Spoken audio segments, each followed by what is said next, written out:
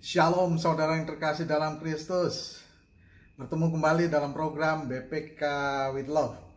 Saya Johannes Teddy Kayadi, pewarta utusan dari PDPKK Santo Agustinus, Karawaci, Tangerang.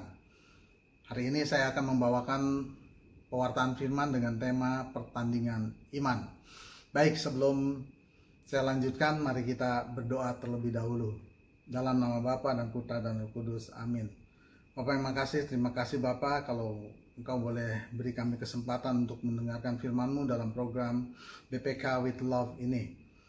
Buka dan jamah setiap hati kami ya Bapak, agar kami boleh lebih mengerti lagi apa yang menjadi kehendak-Mu di dalam kehidupan kami masing-masing. Berkati hamba-Mu yang sederhana ini layakan untuk bisa menyampaikan apa yang menjadi isi hati-Mu. Sembunyikan hamba-Mu di balik salib-Mu, agar hanya nama Tuhan saja yang kami boleh tinggikan dan muliakan. Terima kasih Bapa, doa ini kami naikkan demi Kristus Tuhan dan pengantara kami. Amin. Dalam nama Bapa dan Putra dan Roh Kudus. Amin. Saudara yang terkasih, mari buka Alkitabnya 1 Korintus 9 ayat yang ke-25 sampai 27. Saya akan bacakan buat saudara. Tiap-tiap orang yang turut mengambil bagian dalam pertandingan menguasai dirinya dalam segala hal. Mereka berbuat demikian untuk memperoleh suatu mahkota yang fana. Tetapi kita untuk memperoleh suatu mahkota yang abadi. Sebab itu aku tidak berlari tanpa tujuan dan aku bukan petinju yang sembarangan saja memukul. Tetapi aku melatih tubuhku dan menguasainya seluruhnya. Supaya sesudah memberitakan Injil kepada orang lain, jangan aku sendiri ditolak. Saudara yang terkasih, dari perikop yang baru saja saya bacakan, Paulus menggunakan gambaran dua cabang olahraga yang cukup populer saat itu di kota Korintus, yaitu lomba lari dan tinju. Dalam ayat yang ke-25, Paulus membandingkan sebuah pertandingan olahraga dengan kehidupan jemaat, kehidupan iman jemaat. Di dalam pertandingan olahraga, tentunya seorang atlet akan berjuang habis-habisan dengan segenap kemampuan yang dia miliki. Habis-habisan dia akan berjuang untuk memenangkan pertandingan, menjadi juara dan mendapatkan mahkota. Mungkin masih ingat tahun 2004 Olimpiade di Athena, Taufik Hidayat menjadi juara pertama tunggal putra bulu tangkis. Selain medali, uang, Taufik Hidayat juga disematkan mahkota yang terbuat dari anyam-anyaman daun. Mahkota ini melambangkan sebuah kemenangan, sebuah keunggulan. Nah, Paulus bilang gini, kalau untuk mahkota yang fana, yang bisa rusak, yang nggak kekal, atlet itu berjuang habis-habisan, mengeluarkan segenap kemampuannya. Apalagi untuk mahkota abadi. Kita, saudara dan saya, jauh lebih dari seorang atlet. Kenapa? Karena mahkota yang kita perjuangkan adalah mahkota abadi. Sebuah kehidupan kekal yang dijanjikan oleh Tuhan sendiri. Ini adalah pertandingan kita, adalah pertandingan hidup mati untuk memperoleh mahkota yang abadi. Seperti apa yang ditulis juga oleh Rasul Paulus untuk muridnya Timotius. 2 Timotius 4 ayat 27 dan 28a. Dia katakan seperti ini. Aku telah mengakhiri pertandingan yang baik dan telah mencapai garis akhir. Dan telah memelihara iman. Sekarang telah tersedia bagiku mahkota kebenaran yang akan dikaruniakan kepadaku oleh Tuhan. Jadi ada janji Tuhan untuk saudara dan saya. Ketika kita bisa menyelesaikan pertandingan dengan baik sampai garis finish dan tetap memelihara iman, kita menjadi pemenang, maka kita boleh memperoleh kehidupan yang kekal. Sekarang pertanyaannya gini, langkah-langkah apa yang harus kita lakukan agar kita boleh menjadi pemenang? ada beberapa langkah, tapi saya berikan 2 langkah. Yang pertama adalah kita harus memiliki tekad yang kuat. Untuk apa? Untuk disiplin dan taat. Kita harus mendisiplinkan diri seperti atlet. Atlet itu persiapannya panjang. Mulai dari kecil dilatih, disiplin, taat, sampai dia bisa menjadi seorang juara. Seorang atlet untuk bisa menjadi juara, latihannya nggak main-main. Saya pernah lihat seorang pelatih melatih atlet senam, masih kecil-kecil yang dilatih. Saya lihat anak-anak kecil ini begitu disiplin, meskipun dia merasakan sakit yang luar biasa karena disuruh split, merentangkan kedua kakinya lurus. Tapi dia disiplin dan taat, dia lakukan meskipun mereka itu merasakan sakit yang luar biasa, merintih karena kedua pahanya itu harus diluruskan, begitu sakitnya. Tapi mereka lakukan dan mereka akhirnya menjadi juara. Jadi ada harga yang harus dibayar. No pain, no gain. Tiada kemuliaan tanpa penderitaan, saudaraku. No pain, no gain. Kemudian di ayat yang ke-27 Paulus berkata, tetapi aku melatih tubuhku dan menguasai seluruhnya. Aku di sini siapa? Tentunya Paulus, karena dia yang nulis surat itu. Tapi Paulus merujuk pada satu bagian dari dirinya, yaitu rohnya dan bersama-sama dengan Roh Kudus. Rohnya bersama-sama dengan Roh Kudus. Seperti apa yang dia tulis juga kepada jemaat di Roma. Roma 8 ayat 16. Roh Allah bersaksi bersama-sama dengan roh kita bahwa kita adalah anak-anak Allah. Dan agar roh bisa kuat untuk melatih dan menguasai tubuh, maka roh perlu makan. Makanan roh bukannya kue tiao, capcay, kuyong hai, coy pan, kue kateng, bukan. Makanan roh yang terutama adalah firman.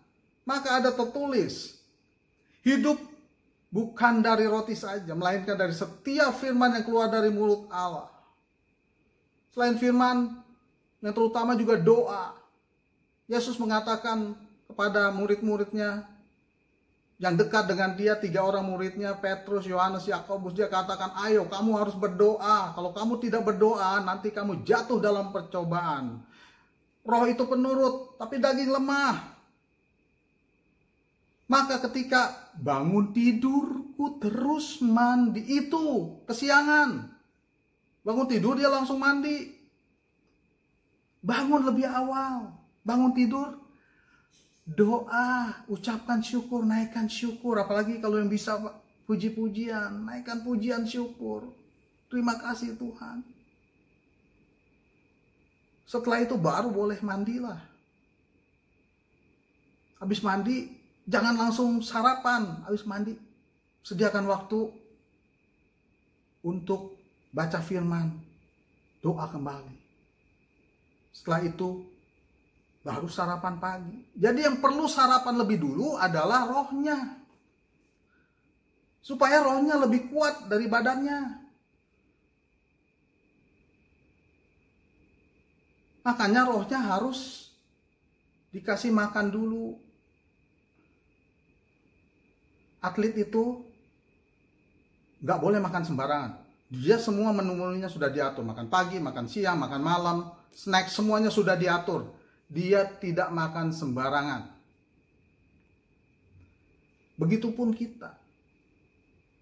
Roh kita ini harus dikasih makan makanan yang benar. Firman, doa, apalagi ekaristi. Kalau bisa setiap hari, tubuh dan darah Kristus.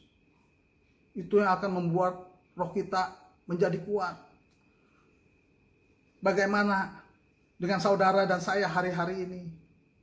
Apakah sudah memberikan makan roh dengan makanan yang baik? Apakah masih memberikan roh makan gosip? Atau masih suka makan film-film dewasa, atau masih lebih sering nonton TV, drama Korea, main games, dibanding dengan baca firman, merenungkan, dan berdoa. Saya berani bertanding dengan atlet yang juara dunia sprint 100 meter. Saya berani bertanding dengan dia.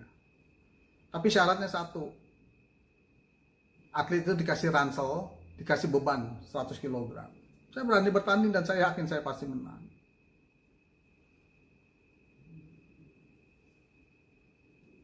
Kalau saudara dan saya masih makan gosip, itu sama aja nambahin beban 20 kg di ransel di pundak kita.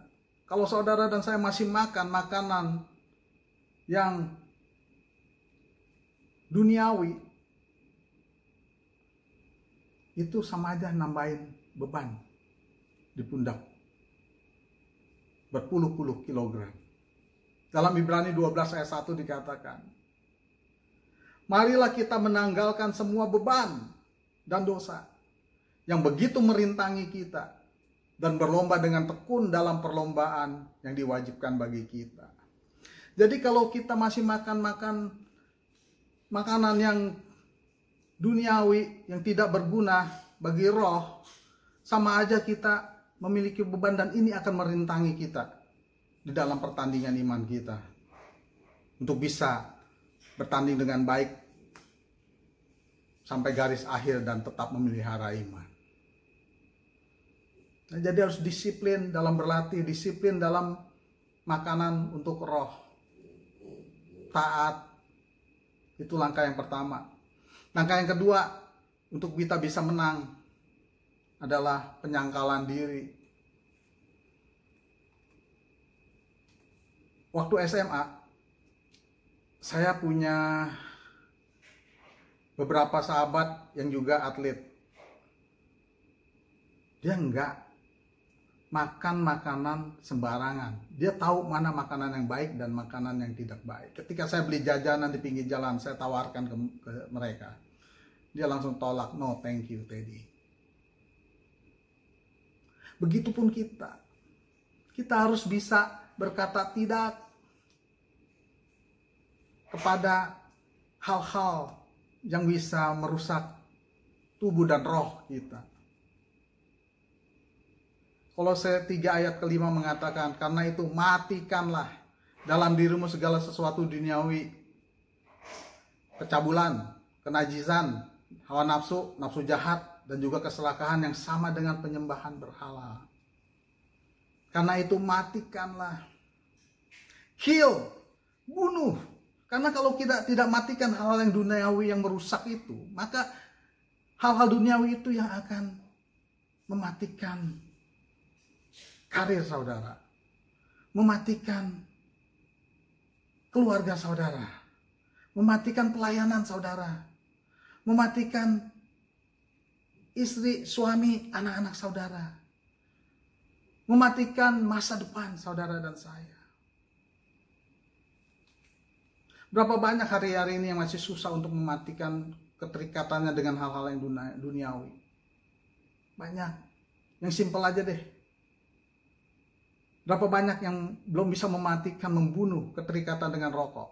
Saya tidak mengatakan rokok itu dosa. Tidak.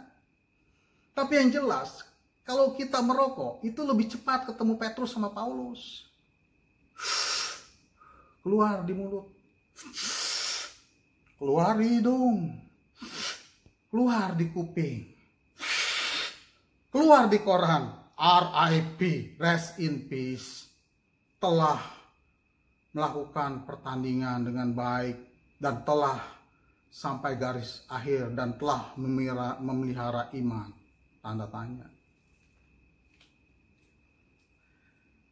Jadi merokok itu bukan dosa, tapi lebih pada kesehatan. Tapi kalau saudara terdiagnosa TBC, kemudian saudara tetap merokok, Terus saudara pergi ke gereja berdoa, Tuhan, Engkau tabib yang ajaib. Sembuhkan penyakit TBC. Aku Tuhan. Tuhan jawab, pret. Saudara sedang mencobai Tuhan. Udah ketahuan TBC, masih ngerokok. Di rokok bungkusnya, tahu nggak isinya apa itu tulisannya? Merokok menyebabkan kanker, impotensi, serangan jantung, mengganggu janin dan kehamilan. Bahkan yang sekarang saya lihat bungkus rokok, merokok membunuhmu. Harusnya kita bilang, kita bunuh keterikatan dengan rokok. Apalagi kalau sampai rokok itu memperbudak kita, membuat kita menjadi terikat. Bunuh. Tapi bagaimana dengan perkataan Paulus bahwa tubuh bait Roh Kudus? Konteks 1 Korintus 6 ayat yang ke-12 sampai 20 adalah nasihat Paulus tentang percabulan. Jadi percabulan itu yang mencemarkan tubuh yang sudah dijadikan kediaman dan bait Allah karena baptis. Bukan karena rokok. Rokok itu cuma masalah kesehatan. Memang Yesus katakan semua makanan boleh dimakan. Tapi enggak semua makanan itu berguna buat tubuhmu. Itu yang akan menghalangi kita. Akan menjadi beban. Bunuh semua keterikatan. Matikan sebelum keterikatan itu yang mematikan saudara dan saya. Jadi, kalau saudara dan saya mau menyelesaikan pertandingan dengan baik,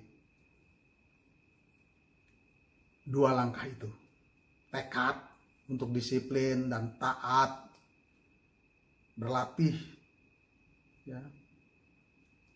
Juga dalam makanan. Terus sangkal diri, penyangkalan diri. Jangan makan makanan yang merusak tubuh dan terutama roh. Kita harus bisa berkata tidak. Kita harus lebih radikal mengatakan tidak pada hal-hal yang duniawi, tidak pada dosa, tidak pada hal-hal yang merusak tubuh, terutama roh kita. Kalau kita bisa lakukan itu, puji Tuhan. Pada saatnya nanti akan tertulis telah menyelesaikan pertandingan yang baik dan telah sampai garis akhir dan telah memelihara iman. Amin. Mari kita tundukkan kepala. Dalam nama Bapa dan Putra dan Roh Kudus. Amin. Bapak yang terima kasih ya Bapak atas kesempatan yang Kau boleh berikan. Terima kasih atas firman-Mu, biarlah firman ini akan merema di dalam hidup kami. Kami akan disiplin, kami akan taat, kami juga akan menyangkal segala sesuatu yang bisa merusak tubuh, terutama roh kami ya Bapak. Sehingga kami bisa terus bertanding di dalam pertandingan iman kami, menyelesaikan dengan baik sampai garis finish, dan kami tetap memelihara iman kami untuk menjadi pemenang. Terima kasih Bapak. Doa ini kami naikkan demi Kristus Tuhan dan pengantara kami. Amin.